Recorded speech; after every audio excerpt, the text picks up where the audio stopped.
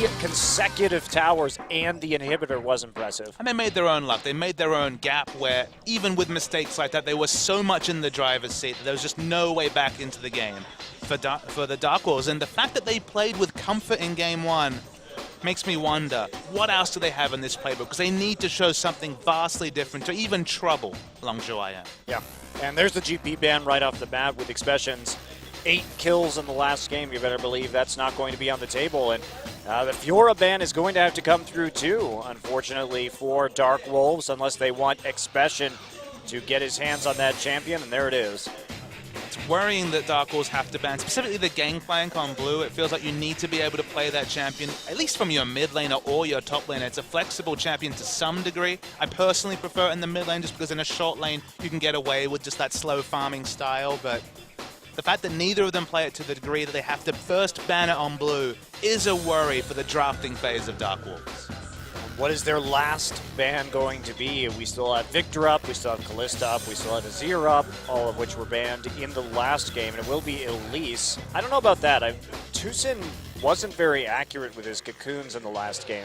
But it does create one of those mismatches where you lock in Elise, and there's just not really a viable answer in terms of equalizing the early skirmish pressure. Elise has a lot of damage. You could maybe argue Lee Sin, but even then, it's a bit of a toss-up. So teams have moved to ban that champion. Kyle draws the expected ban on Azir, and Victor's open. Victor, again, was another hotly contested pick during the Challenger semifinals and final series, and now you at least have that wave clear champion, that reliable champion in the mid. There's just not a lot of answers, but Frozen actually is the main purveyor of see Victor, lock in the Echo. Yeah, and we could see that come through. We could also just see the Diana again. Nothing stopping that one either, really. We could also see the Lux that he tried in the last game of the season. Now, if you don't know, fans, very much associated with that champion, Lux, is Frozen.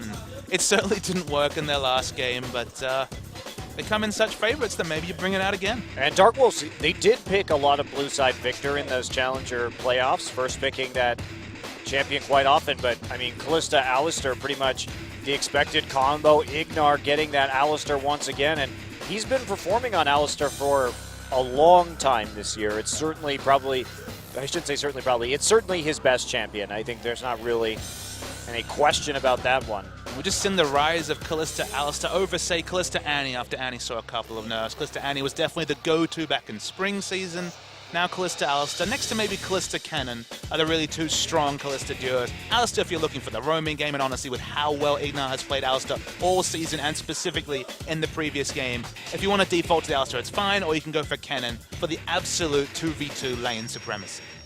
Certainly can. Elise not in the picture anymore, so it will be perhaps an Evelyn pick. Gotta believe that the Rek'Sai might be a little bit higher priority, but they could go for more disengage.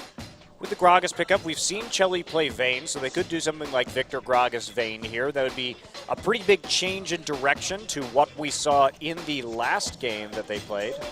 Yeah, but when you see the W from Victor, the potential for all the disengage of both Throm and Gragas, you're expecting squishy mid laner, squishy AD, so Varus Vayne would not be super surprising double lock-ins. Actually, not the Varus, I guess, because of the Victor mid, but we are expecting some form of hyper carry from the AD carry role.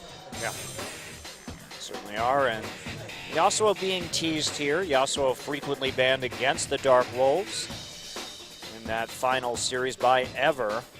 Top lane Yasuo, Expression looking for some more carry tops. I think you just take the Diana here and save that top lane pick. You know Expression can dominate. Yeah! All right, the Echo. This is what we like to see, the mid lane assassin. I'm always a bit worried to call an assassin because you more often see the ult used for utility defensively or for getting back to lane than necessarily for assassination. But this is a matchup that Frozen has tried twice. One time he really pulled off, the other time Team Comp kind of fell around him, but he really likes Echo against Victor, and I want to see him make me a believer.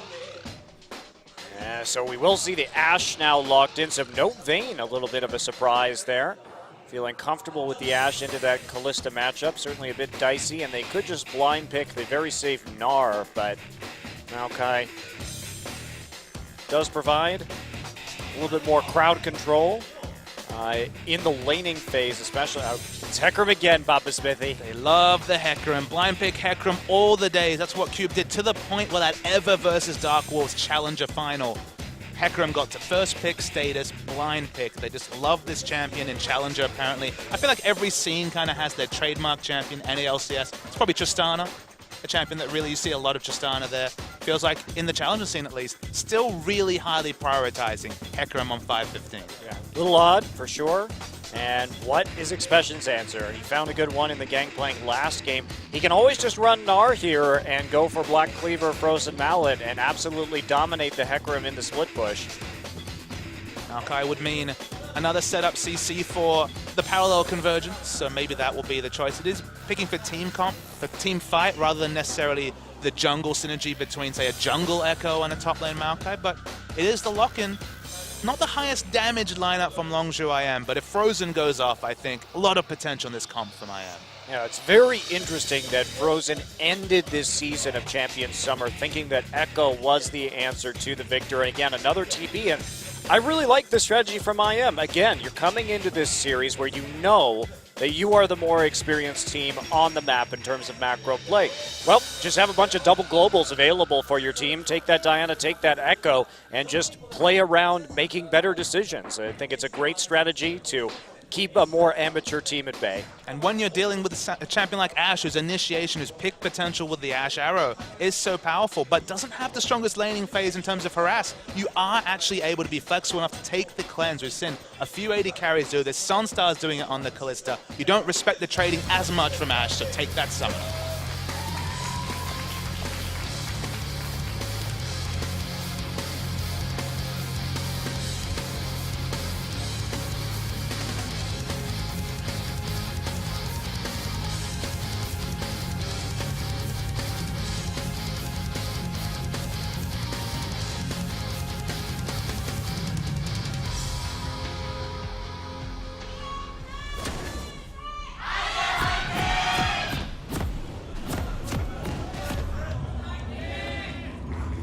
Two Dark Wolves crews trying to get a chat going. The result is a bit of a muffle, unfortunately, as we're loading into Game 2 here, and IM.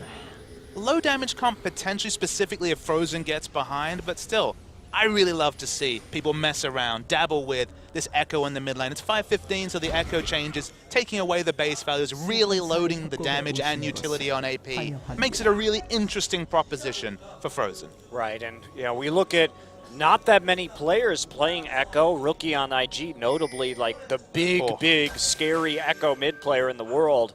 And he's shown that you can do a lot of work on this particular champion. If you haven't seen some of those Echo performances, go to the highlight videos, because my goodness. Echo versus Yasuo with Rookie, you're welcome. That's the best.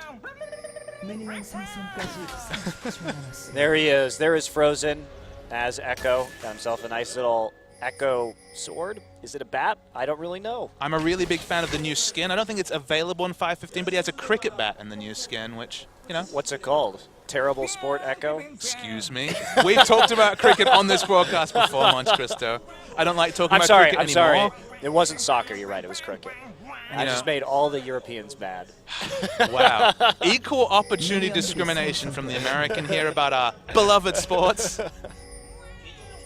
What do you got against polo? You got something against polo as well? No, I played polo in college. Yeah, you would play polo. You named yourself Monte Cristo. Of course you play polo.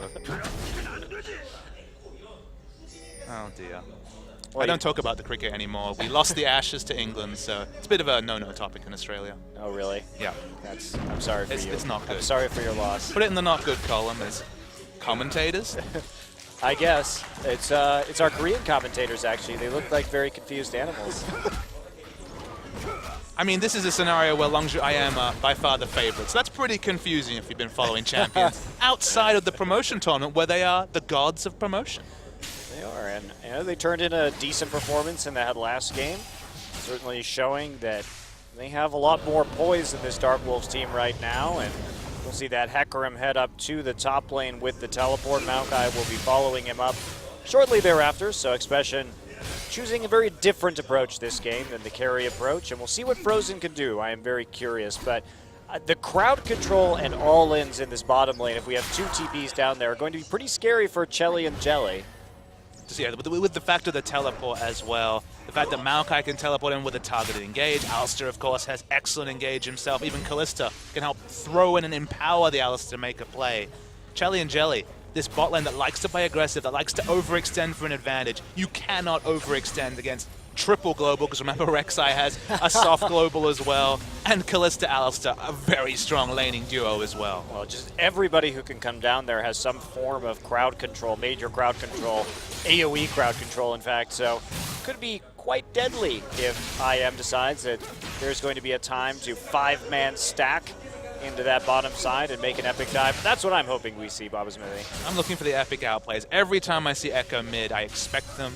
We all saw the champ spotlight and thought, is it Faker time with this champion? We still haven't seen the Faker Echo. That's really the tantalizing one for me, the combination of player and champion that I really want to see go off in a top-level game. Maybe Worlds time. Maybe Worlds time, indeed. We'll see how Faker feels about that Echo pick when that tournament begins in October.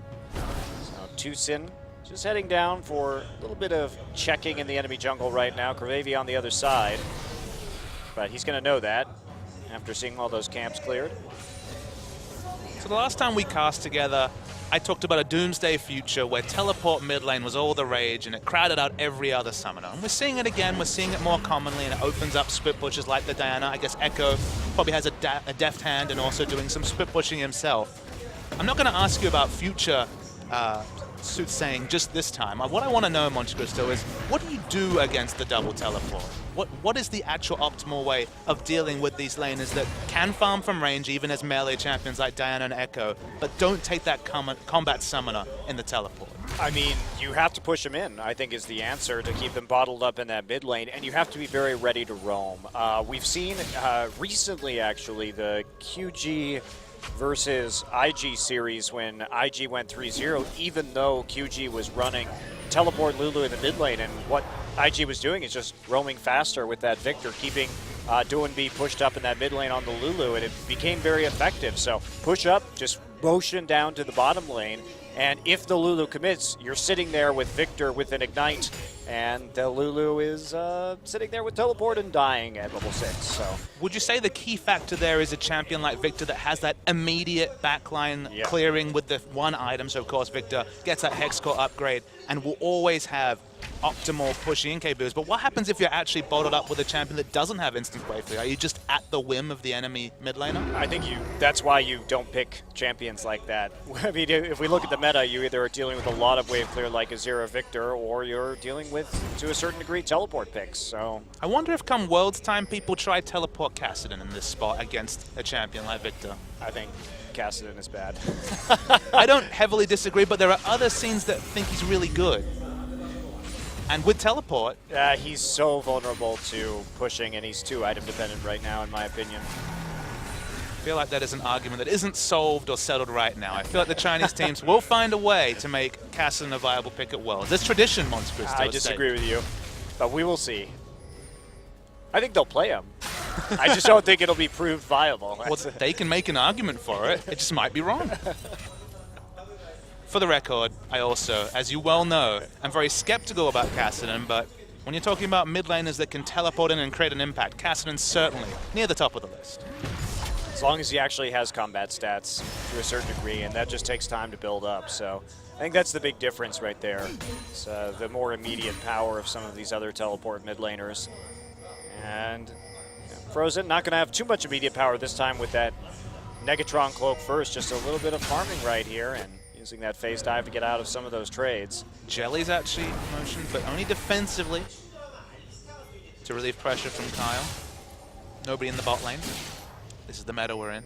Everyone leaves. Yep, everybody shows up, throws some wards down, sees the Rek'Sai, walks away.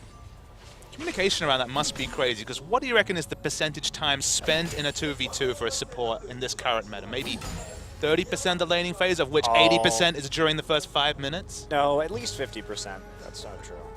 It is fun, though, even in solo queue. The fact that you're not shackled next to your AD carry as a support like Soraka makes this meta just that much more fun for the support. Yeah, it's definitely a lot better from that regard. More dynamic to watch, that's for sure. But it does also create situations like this where Chelly has to go back and instead of overextending by himself while his support goes off on a warding mission. He'll have to fall back. Frozen will be donated this blue buff quite easily. And there's an arrow heading up towards Expression.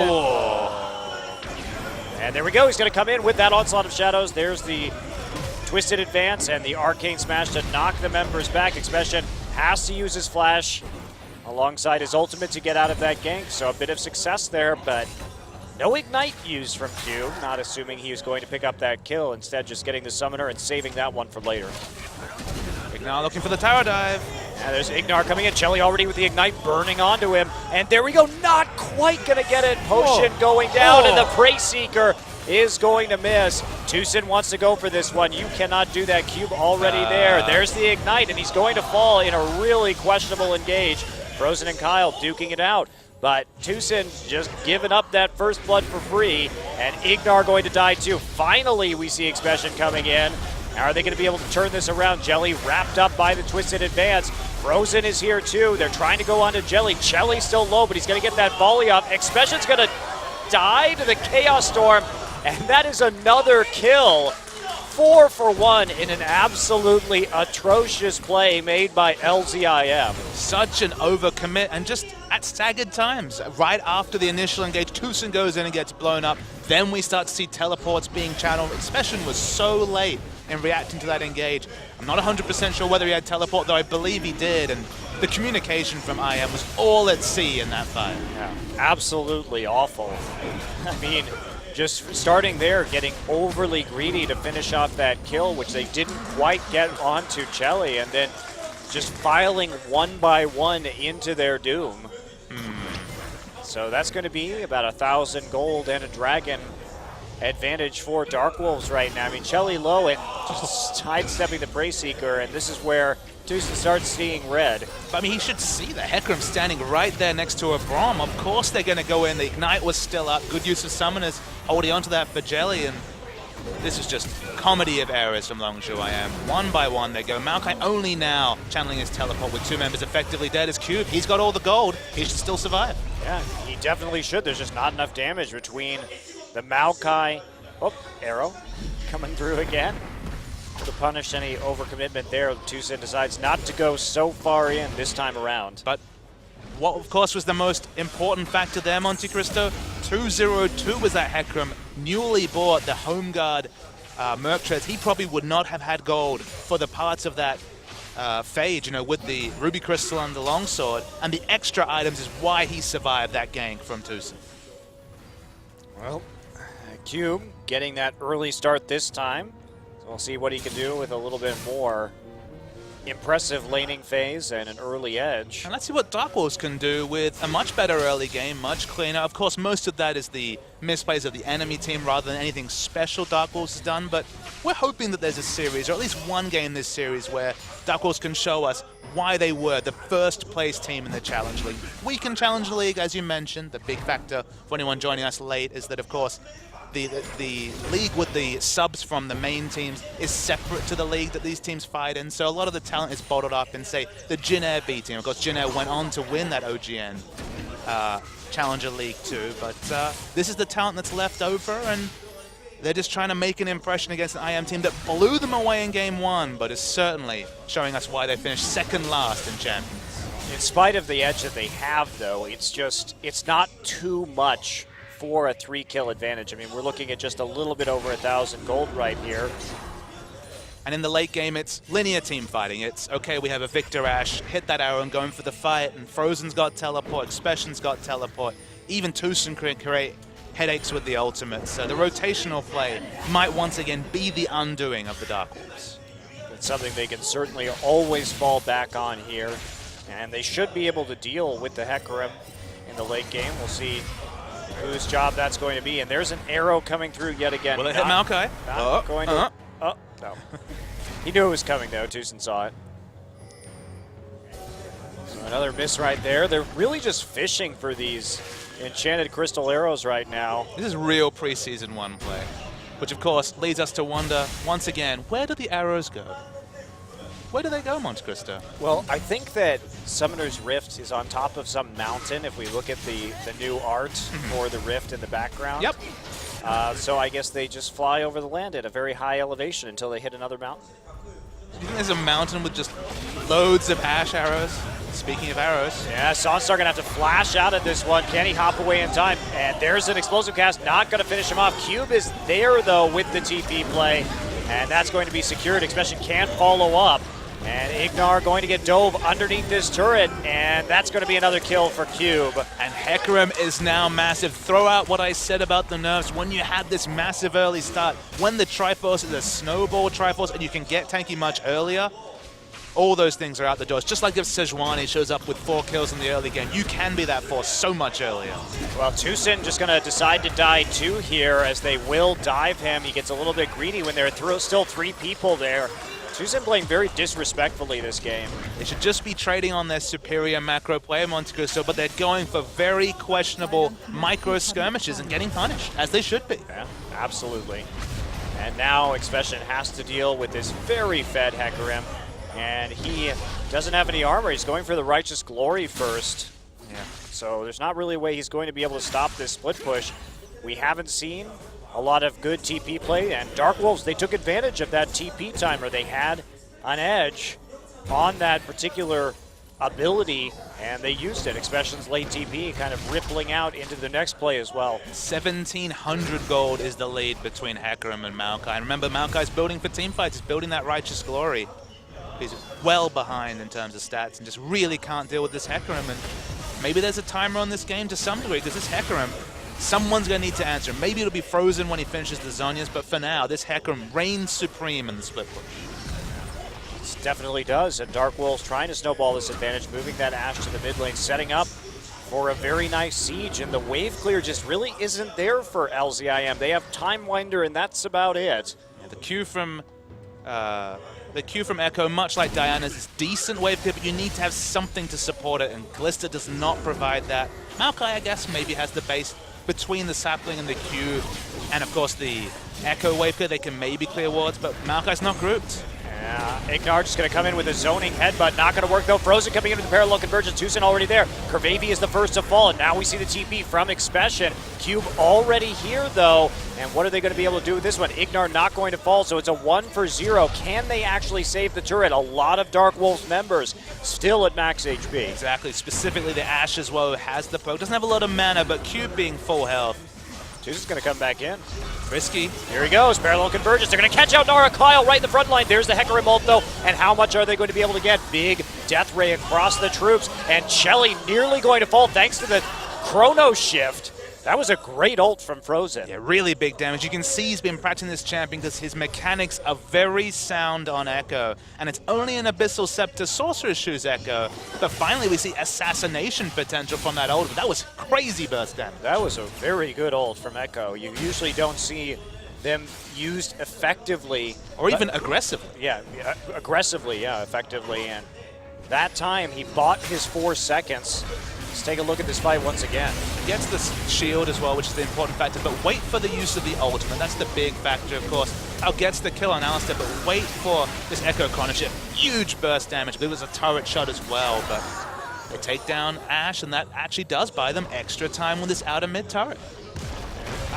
It's always a mystery to me, the Echo players who can hit that, because it's so hard to tell in a team fight where your shadow is. It's hard enough to keep track of, say, the Orianna ball for some team, that a shadow that can really be overshadowed, which is ironic to say, but can really be just a hard thing to keep track of graphically in a really busy team fight with lots of AoE ults going off. Allows plays like that, and it was only level 10, now is level 11. That burst is only going to get bigger.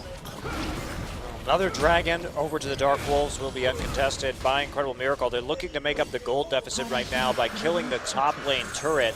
Look at they the have an difference, advantage. Hecarim versus Maokai is just unbelievable difference in items. Yeah. Righteous Glory compared to Trinity Force. Home Guard Merc Treads. They're going to go for a pick onto Chelly right here. Not going to get it. Ignar actually bounces Chelly away. Have Dark Wolves learned about fighting against this Echo Shadow? Initial impression is yes, but bigger sample size required. Yes, much larger sample size. Dark Wolves going to push in, take the mid tier 1 and find themselves with a very healthy 4K gold lead. Even even though they did trade turret for turret, and they're starting to stack those dragons. They've got a couple of them early. They're going to be hitting nice timing if they want to go for 5 stacks on that dragon. And LZIM, they've got to do something here because their composition, relatively low damage, and they're already behind. And the old meta, the Maokai top, the pure tank top laner, this is where Hecarim rose, this is where Hecarim can still shine. Of course, a lot of that is because his item timings were hilariously accelerated. 20-21 minutes is when we often see just the Trinity Force. You know, if you're going to skip out on the Merc Tread home guards. But both of them completed. It's more of a factor in team fights with that big burst damage from the home guard and the Trinity Force than even the Maokai is with the Righteous Glory Rush. So Hecarim definitely looking uniquely, I think, maybe even singularly, given where the meta is going with carry top laners, as a massive threat this game. Yeah. No question about that at this stage. It's just whether Cube can deliver on that.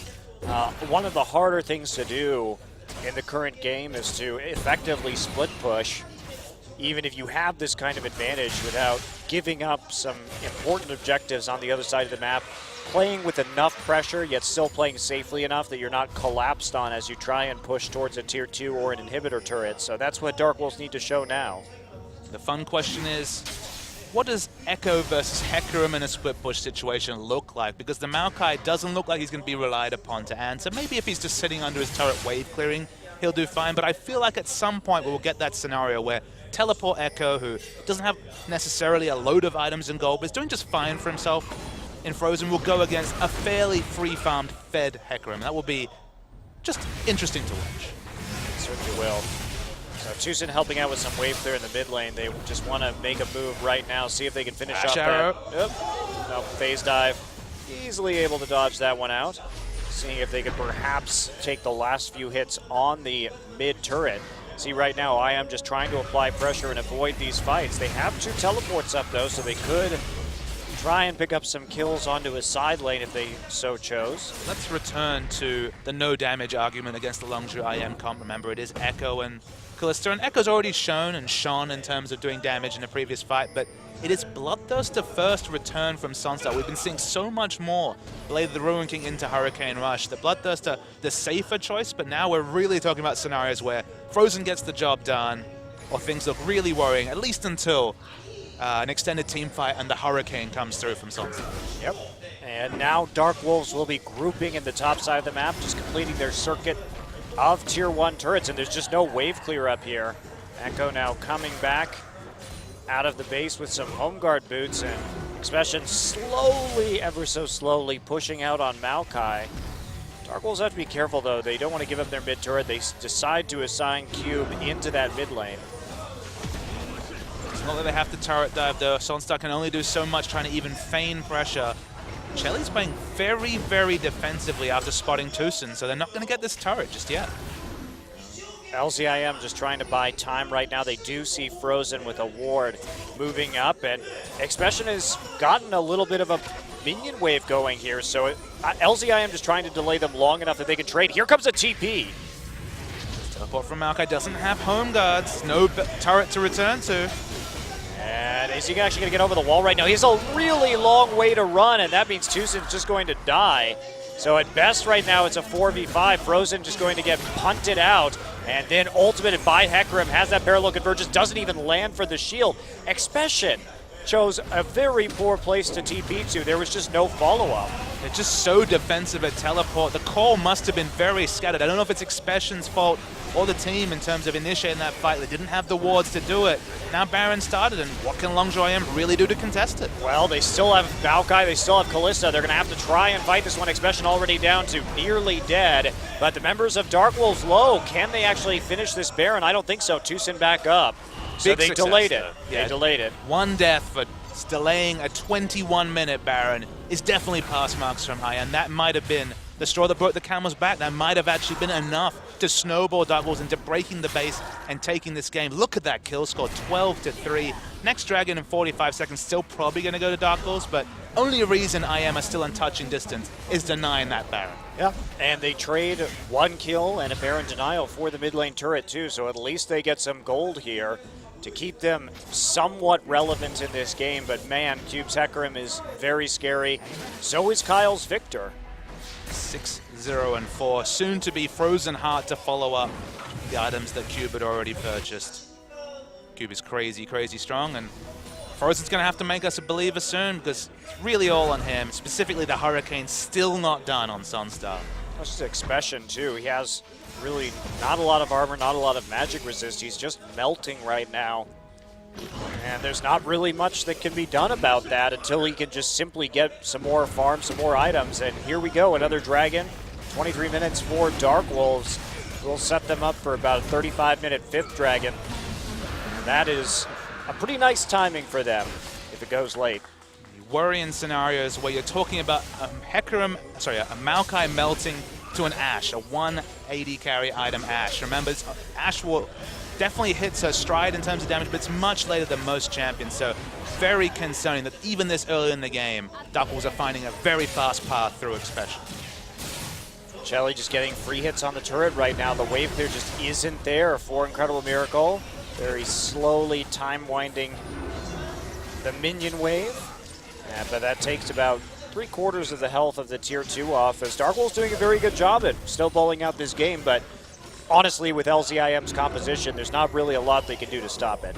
Definitely a return to familiarity for Dark Wolves. They got away with playing aggressively. Okay, a lot on Longzhou IM in terms of mistakes. We see the W activated, but no initiation. They're looking for the turret.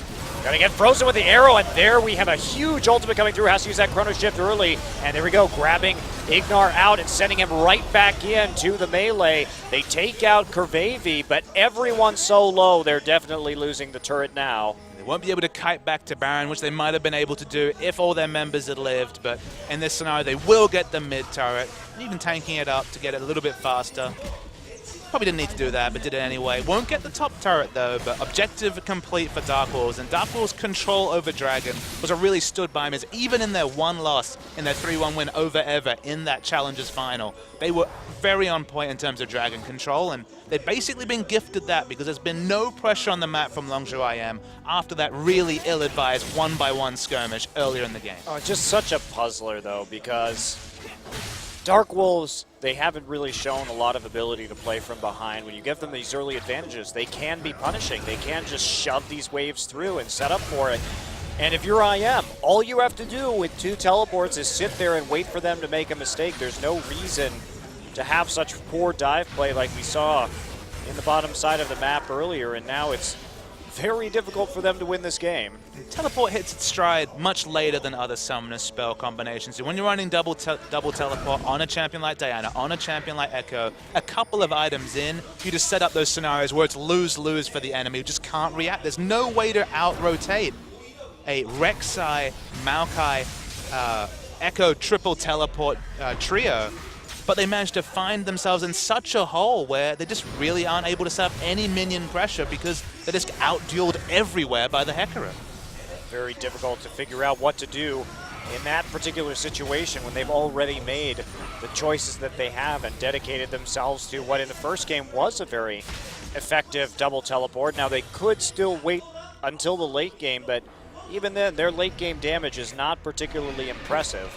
IM have dictated this series. In Game 1, aggressively. In Game 2, dictated their own loss, you feel like, at least at this point. Certainly the hole they find themselves in 26 minutes in. Dark Wolves, if they want to keep it up, though, have to make this lead even bigger. They're still waiting for about another 3 minutes on a Dragon, and we haven't seen that Hecarim split push be set up very effectively. They're not getting the deep wards in that they need to really pressure tier 2s right now with this super fed Hecarim. Actually, from what I've seen of both Ever and Dark Wolves, Ever has been the better team at pushing up aggressive wards. They were good at getting picks even when they were behind in games. Dark Wolves feels like they played pretty much the deathmatch style, looking to force fights. Teams more willing to opt into fights in the Challenger series than they are in Champions, which is traditionally a very defensive, objective-focused league.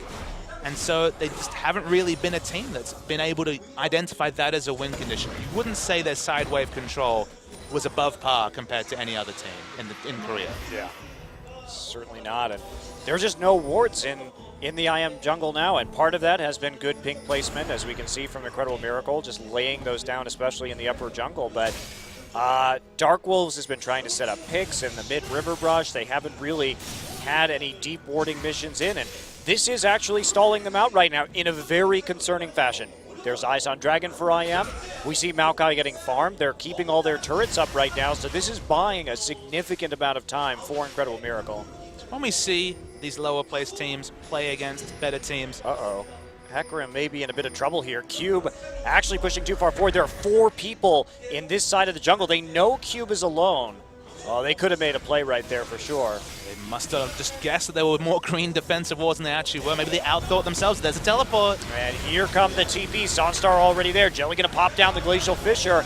Get a knock up. They're going to try and back off. They force Cube to use that TP, but 2 TPs already used by LZIM. And I don't know why you'd make a play on the mid lane. There's a Chrono Shift getting Frozen a little bit of health back. Now, can he actually live? They're on to Jelly. Jelly not going to die, though. Expression has to flash into the Dragon Pit, and the chase continuing on the top side. Sunstar managed to die to Cube, but a baffling decision from Incredible Miracle. They could have absolutely made a play onto the Hecarim and chose not to. And the worrying thing for IM is they're fighting on 2 fronts, and in the back front, the Hecarim is strong enough to go 1v3, kill the enemy AD carry, and still occupy the time of both the jungler and the support.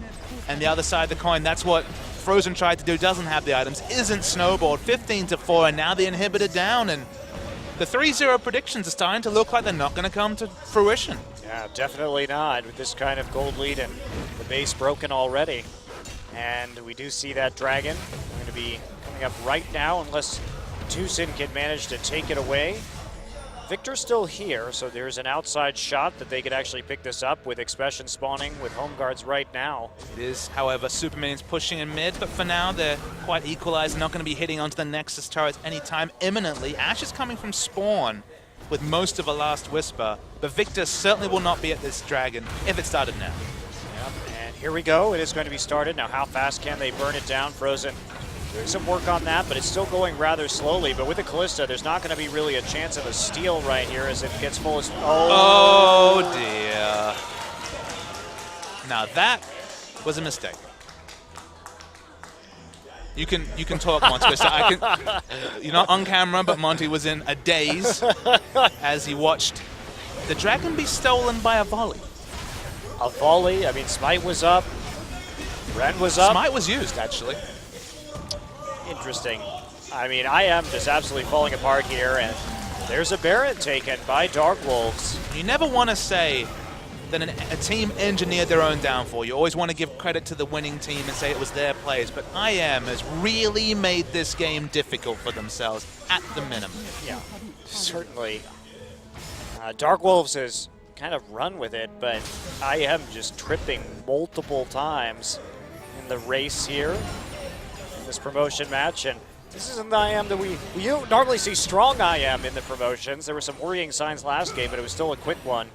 But now, Dark Wolves coming back and looking like they're going to be able to easily close this out. The late game mistakes from IM just came so much earlier in this second game of this series, and they've been their own engineer of their own downfall as far as we can tell, and now Sunstar, Bloodthirster Hurricane, about 10 minutes too late. And Frozen's been doing his best, but it's pretty much a solo hand when it comes to even occupying the backline because Maokai is nothing to talk about. Yeah. Well, here comes the siege again. LZIM is going to have to fully engage to break this if they want to have any hope of continuing this game of League of Legends, but Victor in the mid lane right now. Hecarim's basically a god on the Yeah. side. Just the backline threat is absolutely massive. They'll take this turret. It's another outer turret. Minions are pushing aggressively. Of course, the mid inhibitor's been down for a while, and they'll keep pushing. It's slow, but it's thorough, and it's effective play by the Dark Wolves. Yeah, why not just go for this right now? Hecarim just staying out of sight for as long as he can. He absolutely has that opportunity to get a good ult over the wall if he can find a target. Meantime, Baron Power minions doing their job, and somebody's going to have to go deal with super minions in the mid lane eventually. Look at that cannon smashing away.